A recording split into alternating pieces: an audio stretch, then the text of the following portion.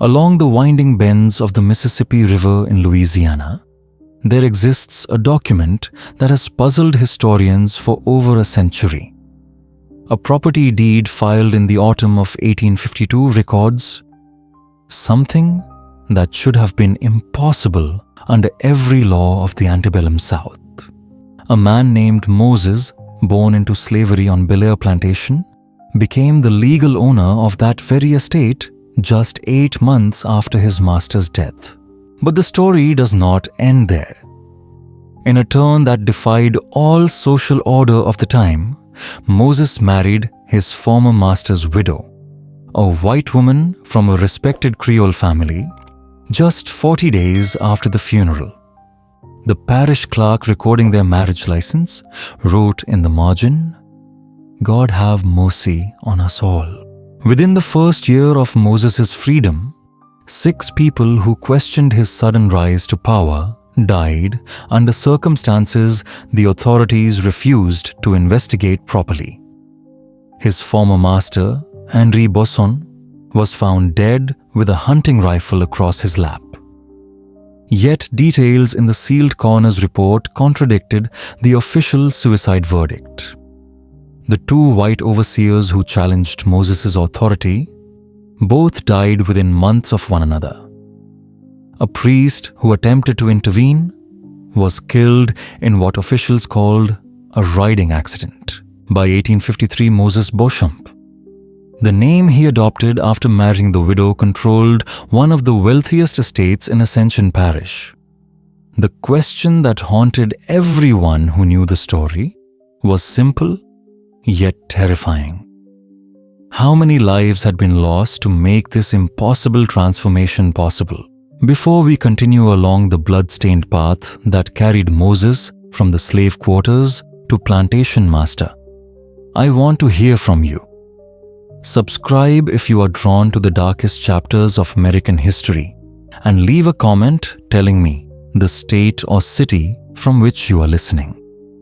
This is a story that was deliberately buried for generations, and your engagement helps bring these forgotten truths back into the light. The events I'm about to share have been pieced together from parish records, personal letters, account books, and testimony given during a closed inquiry that few people know ever existed. What happened at Bel Air Plantation challenges everything we think we know about power, loyalty, and survival in the Old South. Bel Air Plantation stood on a bend of the Mississippi River in Ascension Parish, Louisiana, where the soil ran black and rich, enough to grow sugarcane that fetched premium prices in New Orleans.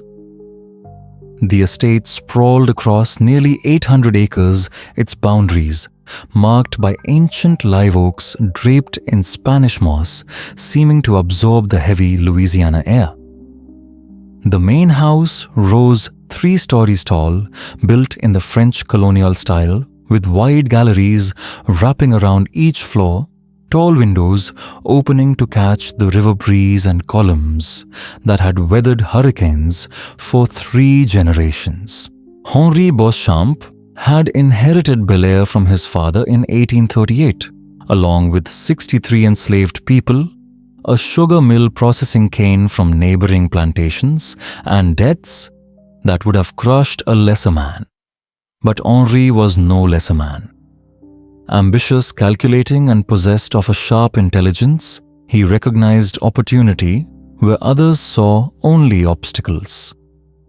By 1850, he had expanded his holdings to 92 slaves, paid off his father's debts, and established himself among the planter elite of the parish. His success came partly from agricultural innovation. He was among the first in the region to adopt steam-powered equipment for his sugar mill. But more importantly, it came from his willingness to observe and learn from those he owned. Moses had been born at Bel Air in 1822, the son of a woman named Patience, who worked in the main house, and a father whose name was never recorded. From a young age, Moses displayed qualities that both fascinated and unsettled those around him. He learned to read by watching Henry's children study with their tutor memorizing lessons through the parlor window. He taught himself carpentry by observing the plantation's craftsmen surpassing their skill before his 15th birthday. He understood crop rotation weather patterns and the complex economics of sugar production better than many overseers. Most remarkably, he possessed an uncanny ability to read people, understanding their fears, desires, and weaknesses with a precision that seemed almost preternatural. Henri Beauchamp recognized Moses's intelligence early and made a decision most planters would have considered dangerous.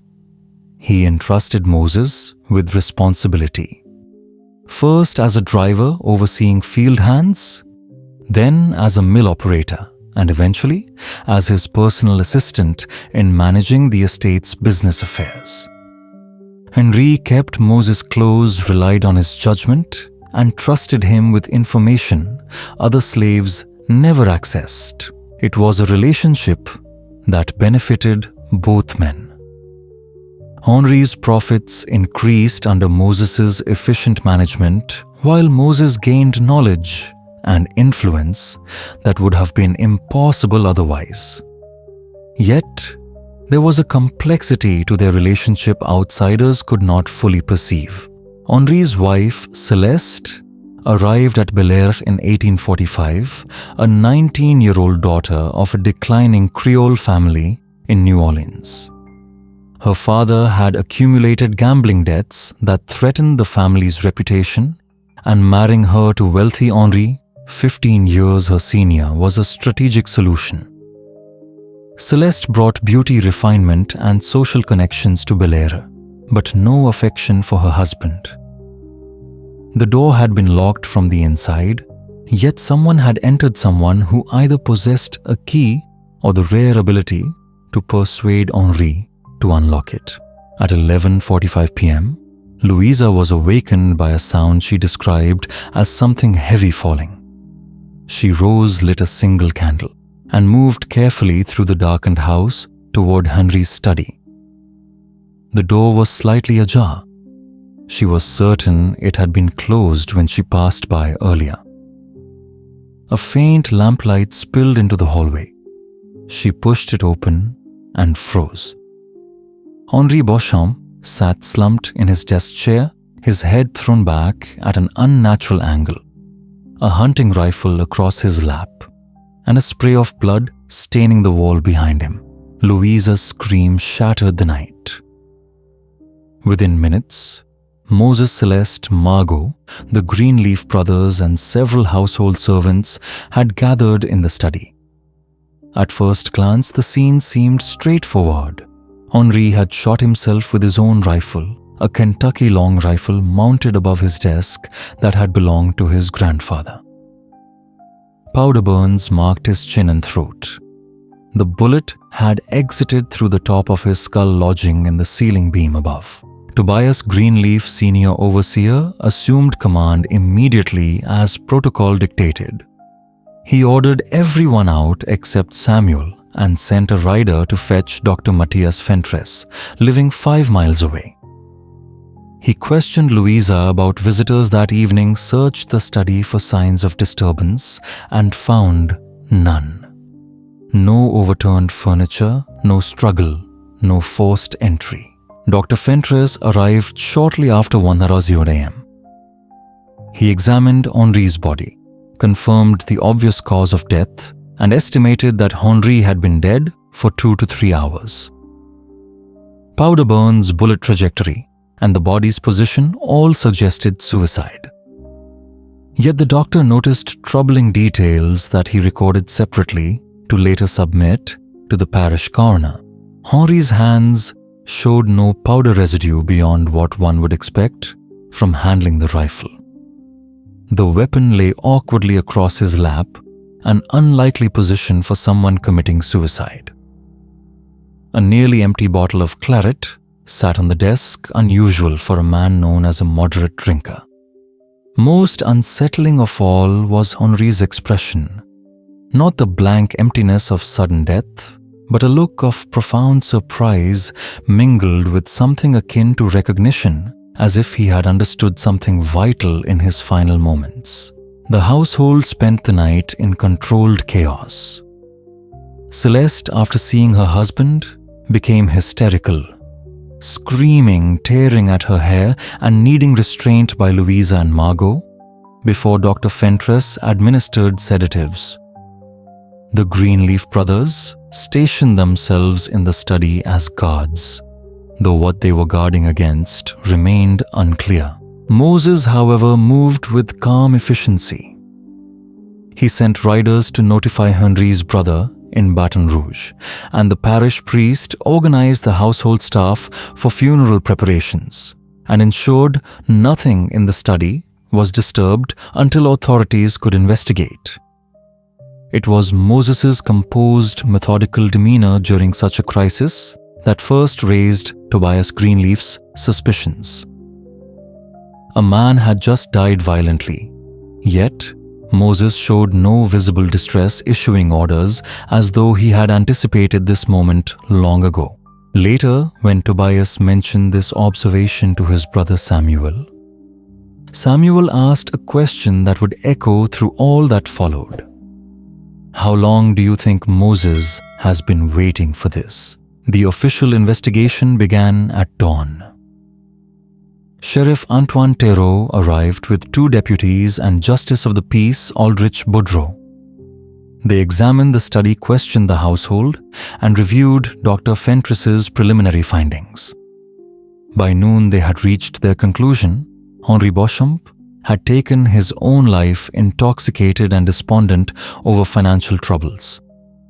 The verdict satisfied legal requirements and preserved the family's reputation. Suicide was scandal enough without hinting at foul play or conspiracy, yet many found the ruling hard to accept.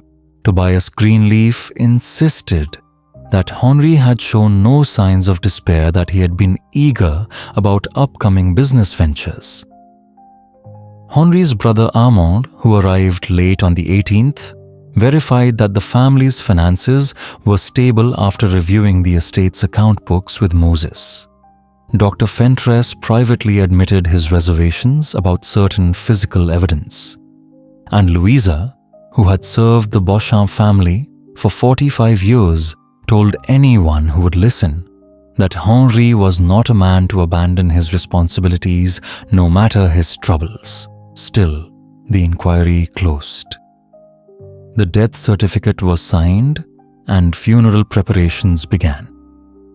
According to Louisiana law and Catholic custom, he should have been buried quickly, but the heat was oppressive and Armand insisted on delaying the ceremony until more family members arrived from New Orleans. Henri's body was placed in a sealed coffin in the plantation ice house, and the funeral was set for June 22nd. During those 5 days between death and burial, Belair Plantation existed in a strange, suspended state. Work continued as usual, yet the air was thick with tension, uncertainty, and a quiet sense that something had shifted forever within the household walls. The field still needed tending. The mill still operated. The household continued its daily rhythms. Yet everyone understood that something fundamental had shifted. The question lingered like a shadow over Belair Plantation. What form would this change take?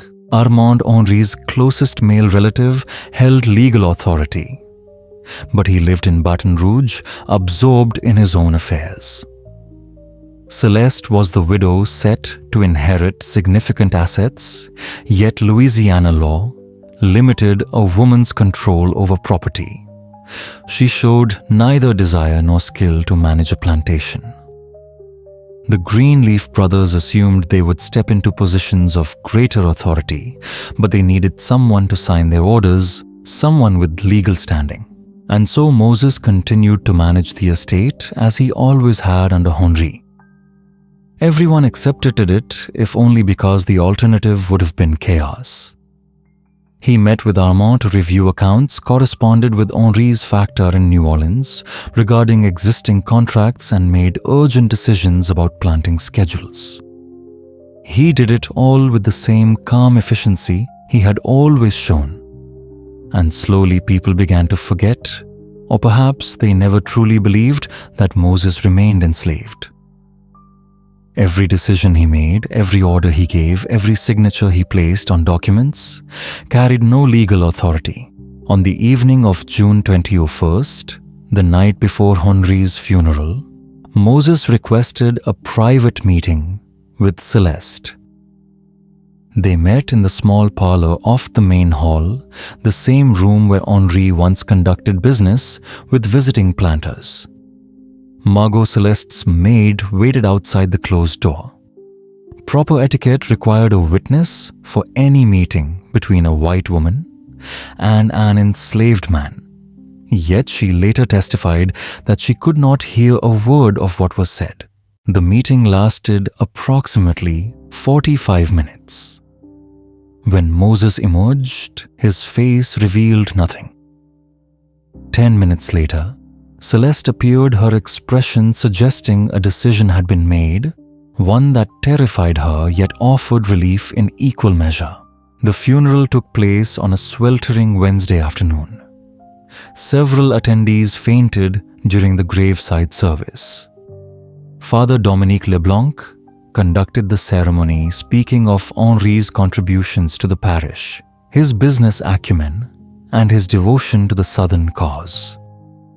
Suicide was never mentioned. Such matters were understood but unspoken. The careful words about God's mercy and life's mysterious trials conveyed more than anyone dared to say aloud. Armand Beauchamp departed immediately after the funeral, citing urgent business in Baton Rouge. Before leaving, he spoke briefly with Tobias Greenleaf, stating that the plantation's management would remain under current arrangements until the estate was formally settled. He did not clarify what those arrangements entailed. Tobias understood Moses's continued authority was to be tolerated, at least temporarily, and this understanding only fueled his growing resentment. That evening, as the household settled, Louisa was cleaning Henri's study. A sight stopped her cold. The hunting rifle that had killed Henri was back above the desk, polished and hung neatly. She was certain it had been taken as evidence by the sheriff. She could not recall seeing anyone return it. When she mentioned it to Moses, he explained that Armand had arranged for its return before departing. Reasonable perhaps, but the way Moses spoke, the way the rifle seemed to hang there, almost expectant left Louisa uneasy. Later that night, Margot helped Celeste prepare for bed and noticed something unusual. Her mistress wore a necklace Margot had never seen before, a simple gold chain with a small old-fashioned locket. When asked, Celeste said absently that it had belonged to her grandmother. Margot did not press the matter. She could not have known that inside the locket rested a small curl of dark hair and a folded note containing 7 words written in Moses's unmistakable hand. What we have begun cannot be undone. The weeks following Henri's death revealed fractures in Belaire's social structure, long concealed beneath established authority. With that authority gone, every relationship, every assumption, every unspoken arrangement was suddenly in question. The plantation did not collapse overnight. That would come later.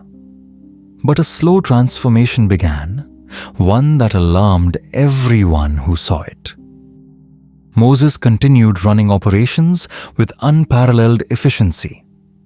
Crops were tended, the mill ran profitably, contracts with New Orleans factors were maintained, and the estate accounts continued to show income.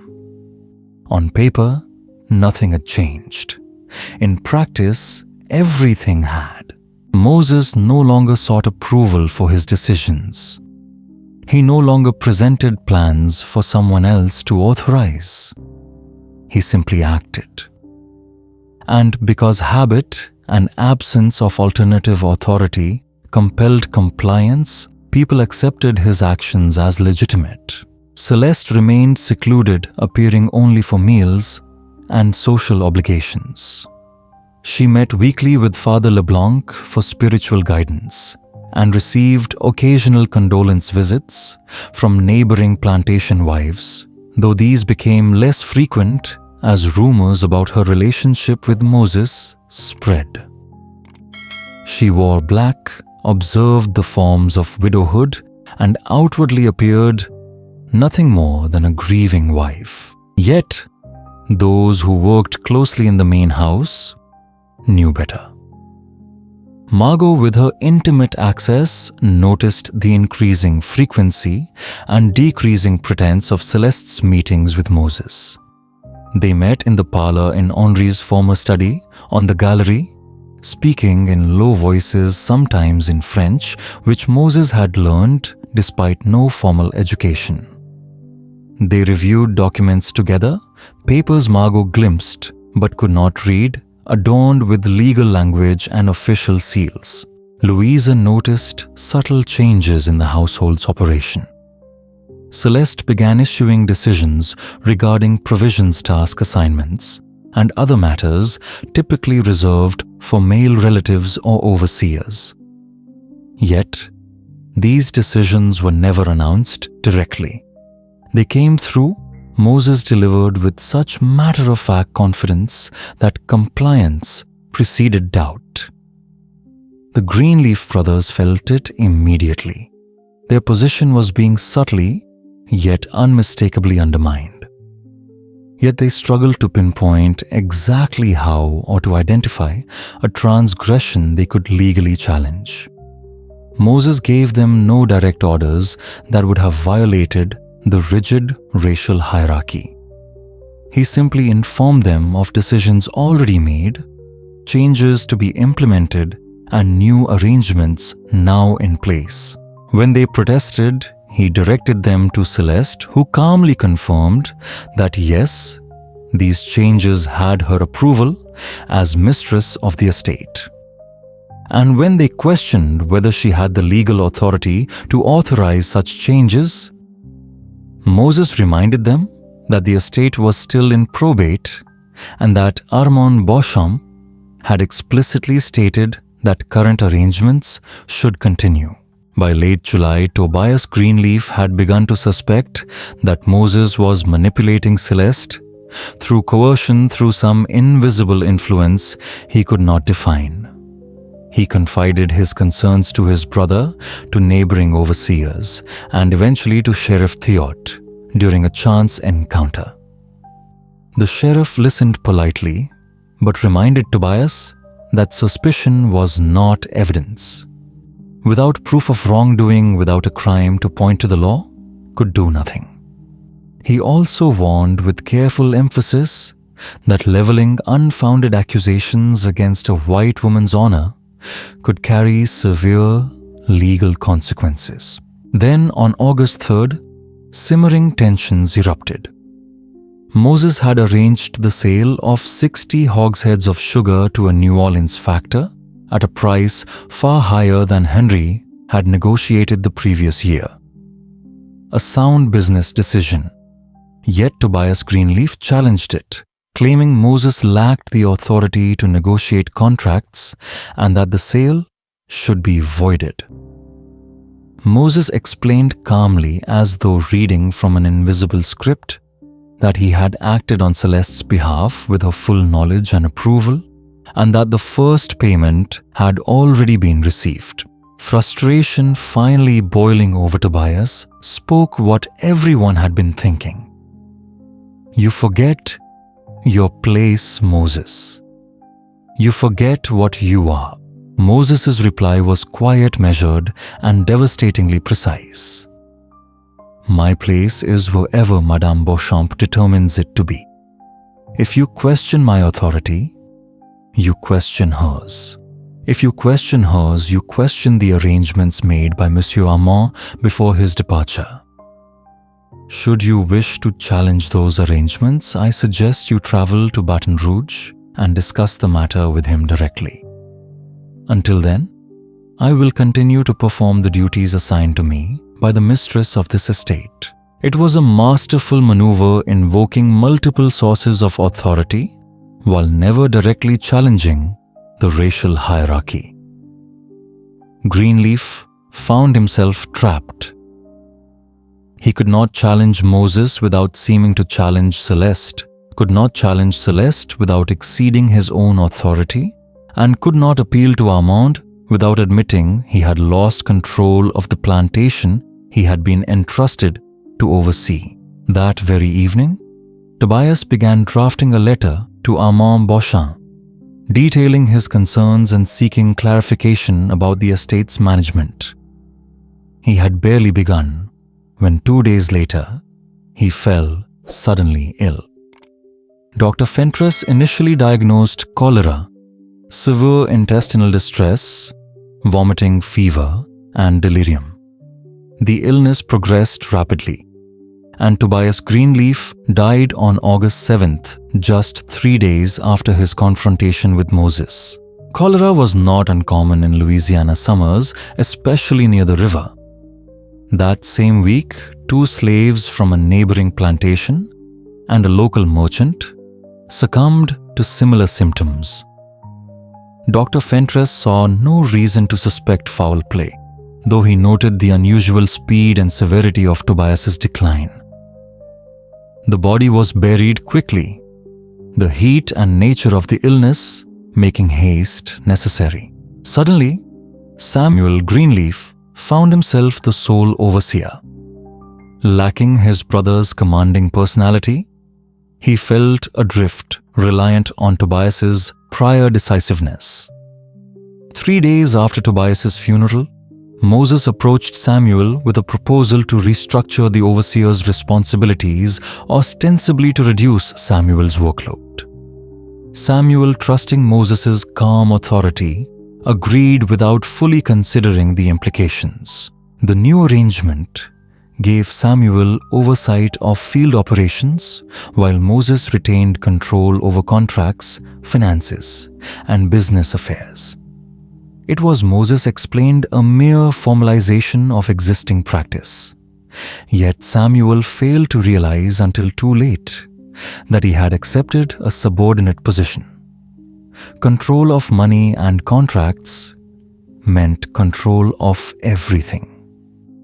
Moses now held the reins of Belair Plantation's most critical operations, while Samuel was confined to supervising manual labor. A complete inversion of the expected hierarchy, executed so smoothly that it was recognized only after the fact. Amid these shifts, one observer noticed all the subtle changes. Old Jacques, the longtime cook for the Beauchamp family, had witnessed power shifts before the passing of Henri's father. New appointments, marriages, deaths. But this was different. This was a quiet revolution conducted with such subtlety that most failed to see it. Jacques began to pay closer attention. He noticed Celeste no longer dined in the formal room, choosing instead to eat in private chambers trays selected personally by Moses. He observed Margot carrying notes between Moses and Celeste multiple times each day. Far more communication than needed for simple household management. Louisa, once authoritative over the staff, now consulted Moses before making decisions. Most troubling, Jacques noted that people were gradually being removed from positions where they could observe or interfere. 3 house servants were reassigned to field work, an explanation Moses presented as necessary due to reduced household needs during mourning. 2 field workers loyal to the Greenleaf brothers were sold to a neighboring plantation, framed as a financially advantageous transaction. And so, the quiet, almost invisible restructuring continued while the plantation itself seemed unchanged. Yet everyone who observed carefully could feel that Belair was slowly but surely transforming into something entirely new. The butler who had served Henri faithfully for 15 years had been dismissed for drunkenness, a charge Louisa quietly disputed, though she could not prove it. When Jack shared these observations with her, Louisa responded not with anger, nor with indignation, but with a kind of fear that silenced him. "Do not speak of these things," she whispered. "Do not even think them too loudly. There are changes coming that we cannot prevent, and the only safety is in not noticing them." On September 12, 1852, exactly 12 weeks after Henri Beauchamp's death, Moses appeared before Justice Boudreau at the parish seat. Celeste accompanied him along with a lawyer from New Orleans, Edward Lafleur. Their purpose was to present documents relating to Henri's estate and to seek the court's approval for certain arrangements. Among these documents were Henri's will, revised just 2 months before his death, a power of attorney granting Celeste authority to manage the estate during probate, and a manumission paper for Moses signed by Henri on April 15, 1852. The will was simple enough. It left most of Henri's estate to Celeste with provisions for his brother Armand and small bequests to friends and distant relatives. Nothing unusual for a man without children. The power of attorney was unremarkable, giving Celeste broad authority to conduct the estate's business during probate. The manumission, however, was far more consequential. It stated that Henri Beauchamp, in recognition of Moses's faithful service, exceptional intelligence, and invaluable contributions to Belair Plantation, hereby granted him freedom, effective immediately. The document was properly executed with signatures and witnesses in order, but it had never been filed with the parish clerk as Louisiana law required for a manumission to be legally binding. Moses's lawyer argued that this was a mere technicality. Henri had clearly intended to grant freedom. The document was executed correctly, and the failure to file was a simple administrative oversight. Justice Boudreau was no fool. He understood that what he faced violated every norm of Louisiana society, challenging assumptions about race power and hierarchy. Yet the documents were technically sound, notarized, and lawful. He could have rejected them, but on what grounds? Because it made him uncomfortable. Because it seemed improbable. Because it broke invisible rules about how things should be. After careful deliberation, Justice Boudreau approved the documents. Moses's manumission was recognized. Celeste was granted authority over the estate, and the will entered probate. In his private journal that evening, he wrote, "And I have today performed an act that may haunt me for the rest of my life. I have set in motion events that I suspect will not end well. But the documents presented meet all requirements of law. May God forgive me if I have been deceived, and may He protect those who may suffer from my decision." News of Moses's manumission spread like wildfire through the parish. Reactions ranged from disbelief to outrage to a kind of fascinated horror. Neighboring planters avoided Belair, treating it as if contaminated. The parish elite, once frequent guests at Henri's dinners, now refused invitations. Father Leblanc continued his pastoral visits to Celeste, but with visible reservations, urging her to consider the consequences of her choices. Samuel Greenleaf, upon learning that Moses was now legally free, resigned immediately. Moses accepted his resignation with calm courtesy and hired a new overseer within a week, Amos Pritchett, who seemed either unaware of or indifferent to the unconventional arrangement at Bela. Through it all, Moses maintained the same composed demeanor. He conducted business oversaw operations and interacted with everyone politely. No grand gestures, no proclamations, no overt display of defiance. The only difference was monumental. He was now a free man. Questions began to circulate quietly in whispers or private musings. How had Moses persuaded Henri to sign a manumission? How had he acquired the revised will? How had he won Celeste's support, securing both her cooperation and authority? Many assumed manipulation or coercion threats, blackmail or exploitation of grief. Yet some observers suspected a far deeper, more disturbing truth. Perhaps Moses had spent years, maybe his entire life, preparing for this moment. Perhaps he had studied Henri so meticulously that he knew exactly how to present himself as indispensable. Perhaps he had cultivated Celeste's trust and even her affection over months or years, positioning himself so that when Henri died, Moses alone could hold the estate together. His freedom and the authority that came with it became not merely desired, but necessary. And then there was the most unsettling question, the one few dared to voice: had Henri truly taken his own life, or had Moses engineered his death so skillfully that it appeared to be suicide? The official investigation had been cursory. The rifle returned above the desk with suspicious speed. Tobias Greenleaf, the only person to challenge Moses directly, had died suddenly, just days after the confrontation. These questions had no answers. The implications, however, were enough to chill anyone who pondered them. It was easier to accept the official story.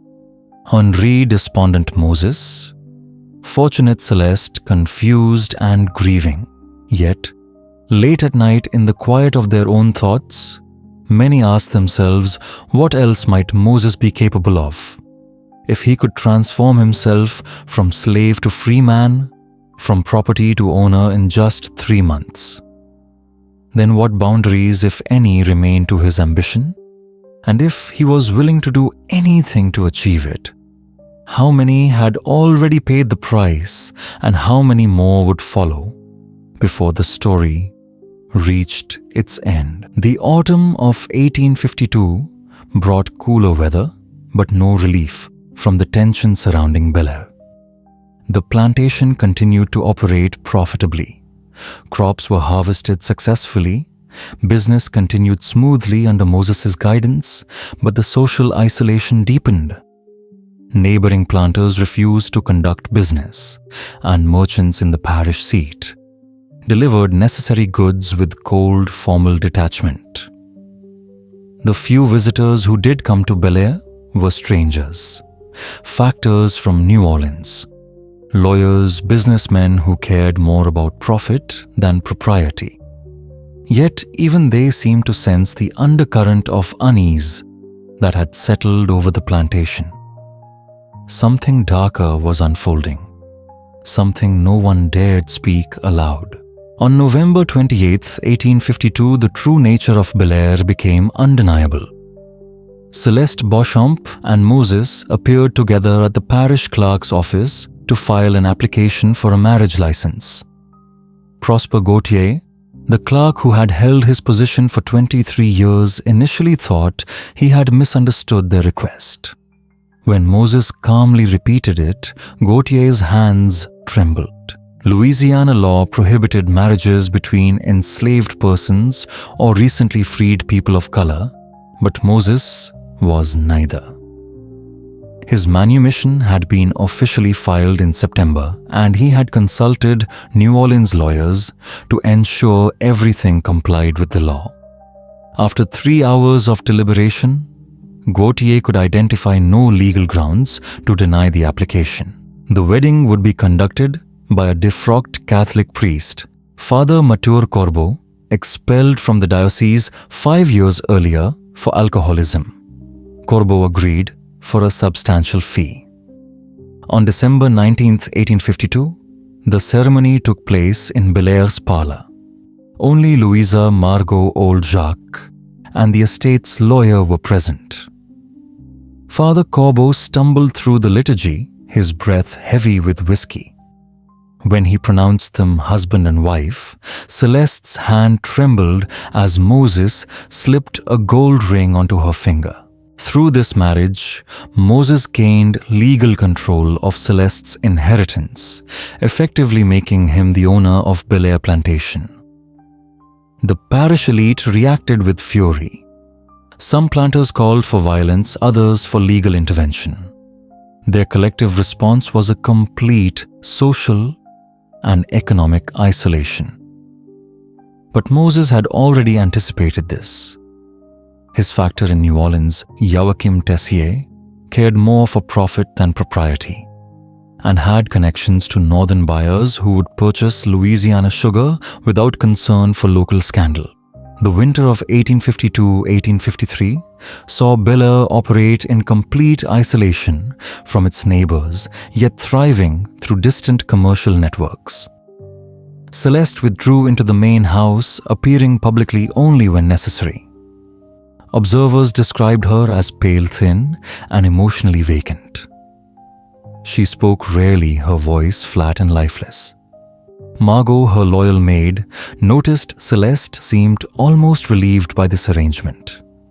Moses bore every responsibility, made every decision, faced every conflict, while Celeste existed in passive acceptance. Early in 1853, signs appeared that Moses was consolidating control by quietly removing potential threats.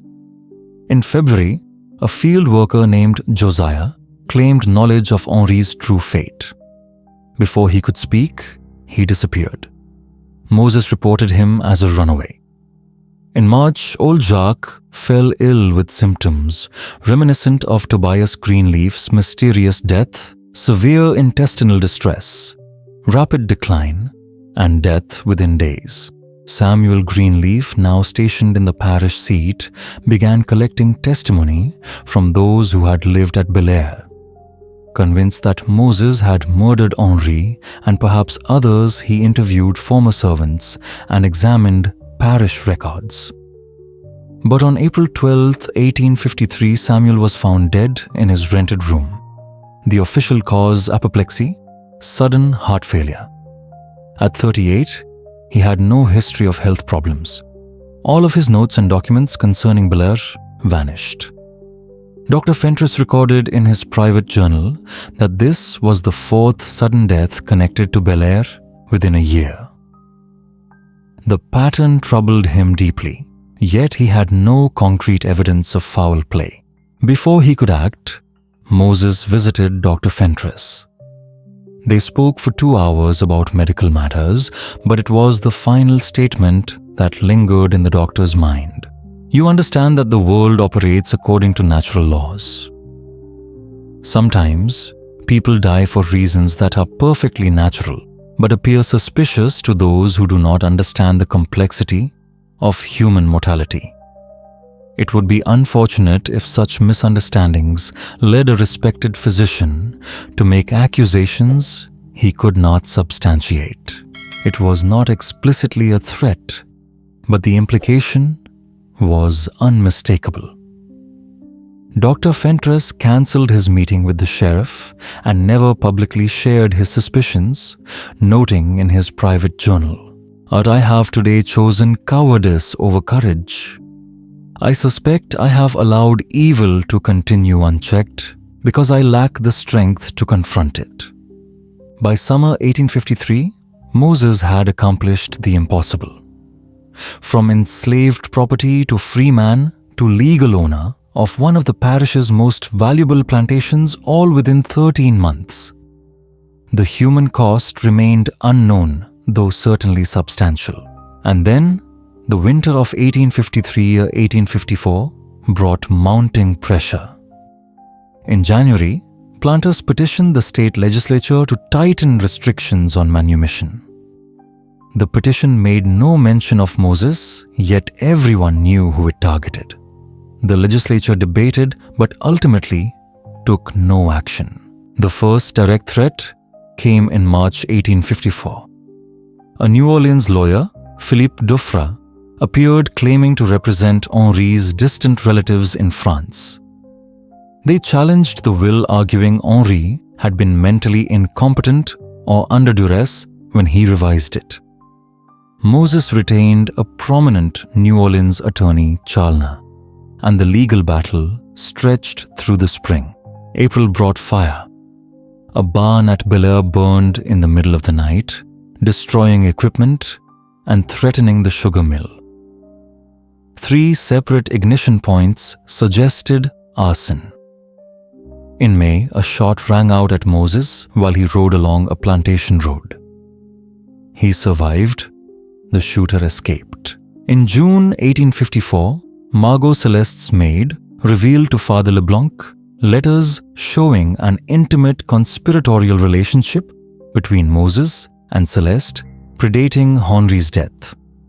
She intended to present them as evidence, but the letters never reached the authorities. On June 23rd, Father Leblanc was found unconscious on the road between Bel Air and his church. His horse stood nearby.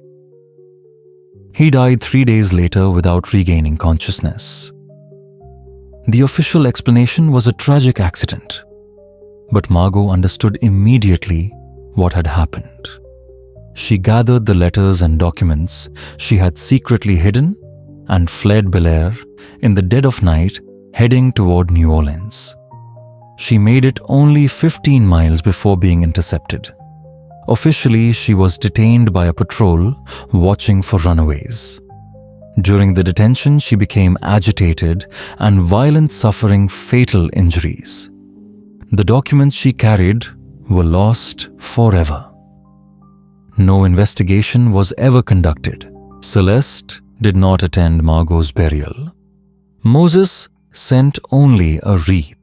By August, the lawsuit challenging Moses's control reached a critical phase. Depositions were scheduled for September, a direct threat to his position. The night before, Philippe Dufresne, the lawyer representing Henri's distant relatives, was attacked in his hotel room. 2 men beat him severely and stole all his legal papers. Dufresne survived, but permanent injuries ended his career. The attackers were never identified. With the lawyer incapacitated and the documents destroyed, the lawsuit collapsed. By October 1854, the court dismissed the challenge. Moses had won again. The attack on Dufresne marked a turning point. It became clear to everyone that Moses was not merely fortunate. He would kill anyone who threatened his position. In November, Colonel Augustin Chevalier convened 23 planters to discuss eliminating Moses. They formed a committee plotting an assassination that could be disguised as an accident. Moses learned of the meeting within 48 hours. He fortified Bel Air varied. His routines traveled never alone, never predictably. In December 1854, Lucien Brozard, one of the committee's 3 men, was found dead at home, shot through a window. The investigation concluded a hunting accident, but the message was clear. Moses knew. On Christmas Eve, someone fired 6 shots at Moses as he returned to Bel Air. His guards returned fire. 2 were killed, 1 guard, 1 attacker, employed by Etienne Machon. Machon fled the parish and was never seen again. Colonel Chevalier survived 3 more weeks before dying in January 1855, officially from pneumonia, though the symptoms mirrored the mysterious illness that had killed others who opposed Moses. By early 1855, Moses had eliminated or driven away all threats. He had proven he could not be dislodged, killed, or defeated. Yet victory came at a cost.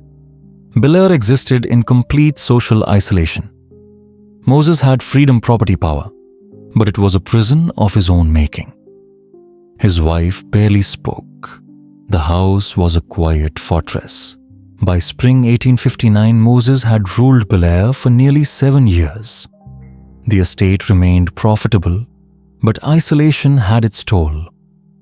Celeste's mental state deteriorated dramatically. She rarely left her chambers, spoke little, and moved through the house like a ghost. In May 1859, Louisa died peacefully at 72. She left a sealed letter to Dr. Fentress containing her account of everything she had witnessed: the mysterious meetings, the suspicious deaths, the systematic removal of anyone who might challenge Moses. Not legal evidence, but a detailed narrative of Moses' transformation through calculated action. Dr. Fentress copied the letter, sealed the original, and left instructions for it to be opened after his death. Yet, Moses did not kill him. By summer 1859, he seemed to have lost interest in eliminating threats. In August, he announced the immediate manumission of all 73 remaining enslaved people on the plantation.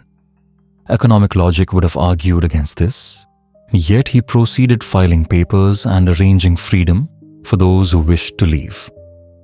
By October, Bel Air's labor force, and with it, its economic engine, was gone.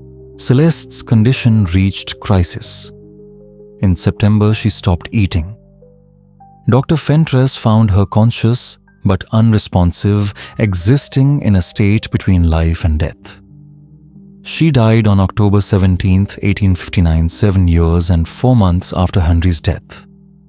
The official cause: wasting disease and melancholia. Moses did not attend the funeral, sending only a wreath and a note. May she find the peace that eluded her in life. After Celeste's death, Moses was the sole master of Bel Air. Absolute control finally in hand, he discovered it meant nothing. In November, he began selling off land buildings, livestock, and furniture. By December, only the main house and a few surrounding acres remained. On December 28, 1859, Moses summoned Dr. Fentress. The doctor found him in Henry's study, surrounded by documents, physically healthy but emotionally exhausted. Moses poured brandy and began to speak. He did not confess to murder but spoke of power and its cost. He spoke of slavery and freedom, both forms of control. He spoke of Celeste and their plans that had begun years before Henri's death about creating circumstances that allowed both of them to escape. He did not explicitly say they had killed Henri, but the implication was unmistakable. He acknowledged obstacles removed, necessary actions taken. Most disturbing was his reflection on regret, not moral, but practical. Victory had isolated him so completely that success became indistinguishable from defeat. He had transformed impossibly, yet created a life that satisfied him less than the one he had escaped. At the end, Moses asked, "If you could know with absolute certainty that a terrible injustice would be corrected through terrible methods, would you accept that bargain? Would you sacrifice others, many others, to achieve something that should never have been denied to you?" Dr. Fentress replied that he did not know. Moses smiled. That is the correct answer. Anyone who answers confidently does not understand the question. That was the last time Dr. Fentress saw Moses Beauchamp. On January 12, 1860, Moses disappeared from Bel Air, taking whatever wealth he had accumulated. He left no indication of his destination. The house stood empty for weeks. The remaining property eventually reverted to the state. No one ever saw Moses Beauchamp again. Rumors circulated after Moses vanished sightings in New Orleans. Whispers of a wealthy man of color in Mexico, but nothing was ever confirmed. He disappeared as completely as if he had never existed. In Ascension Parish, the story of Moses Boschamp became a dark legend. People told different versions emphasizing different elements. Some painted him as a brilliant tactician who outwitted an oppressive system. Others called him a monster who murdered his way to power. Decades later, the truth preserved in documents proved more disturbing than any legend. Dr. Fentress's journal, discovered after his death in 1871, provided a meticulous account of events at Bellara. Louisa's sealed letter offered corroborating details. Together they suggested Moses was responsible for numerous deaths and that Celeste had aided him. But the documents also revealed something more complex. Moses had been shaped by a system that treated humans as property, denied them agency because of race, and created circumstances where the only path to freedom was through violence. The legal questions surrounding Bellara were never fully resolved. The deaths between 1852 and 1859 remained officially unsolved. No one faced consequences except Philippe Dufras, who survived an attack but never practiced law again. A northern journalist, Theodore Wexler, investigated in 1868 but found locals unwilling to speak. He learned that in 1867, a man matching Moses' description had been seen in Veracruz, Mexico, running a successful business under the name Maurice Beaumont. Wexler could find no trace of him. The final piece emerged in 1903. Letters donated to the Louisiana Historical Society.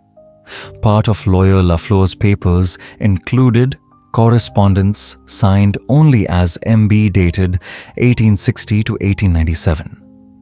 In one 1889 letter, MB wrote, "I have lived for many years now under a different name, free of the burden of who I was and what I did.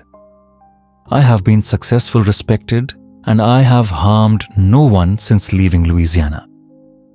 Yet I remain haunted by whether my transformation was worth the price others paid. I traded their lives for my freedom, and I cannot determine whether this was justice or crime, revolution or murder." The letters suggested Moses survived at least 37 years after disappearing, built a new life, and spent decades grappling with the moral weight of his actions. By 1887, the main house at Bellara was demolished, the land subdivided and sold. By 1900, nothing remained to mark its existence. The cemetery where Henri and Celeste were buried was neglected for decades, restored only in 1956. No stone marked Moses' grave. No one knew where or when he died. Perhaps he lived many years under a new name. Perhaps he died shortly after leaving Louisiana. Perhaps he spent the rest of his life looking over his shoulder, waiting for someone to recognize him. The story leaves us with uncomfortable questions. Was Moses Boschamp a hero or a villain? Was his transformation liberation or crime? Were his methods justified by the impossibility of achieving freedom through legitimate means, or do they condemn him regardless? Did he prove individuals can overcome oppressive systems, or did he simply demonstrate that oppression creates monsters? These questions remain relevant because the conditions that created Moses Boschamp systems, denying agency, arbitrarily distributing power, forcing choices between submission and violence, have never fully disappeared. Wherever such dynamics exist, there will be individuals like Moses, brilliant, ruthless, and unwilling to accept their assigned place, willing to pay any price to transform themselves. What do you think? Was Moses justified in his actions, or are his methods irredeemable? Could he have achieved freedom another way? Or did the system leave him no choice but violence? Leave your thoughts below. If this dark chapter of Louisiana history chills, you share this video with a friend who appreciates history's uncomfortable truths. Subscribe to Liturgy of Fear and hit the notification bell. Because the past is never simple, and understanding its complexity is the only way to avoid repeating its worst mistakes.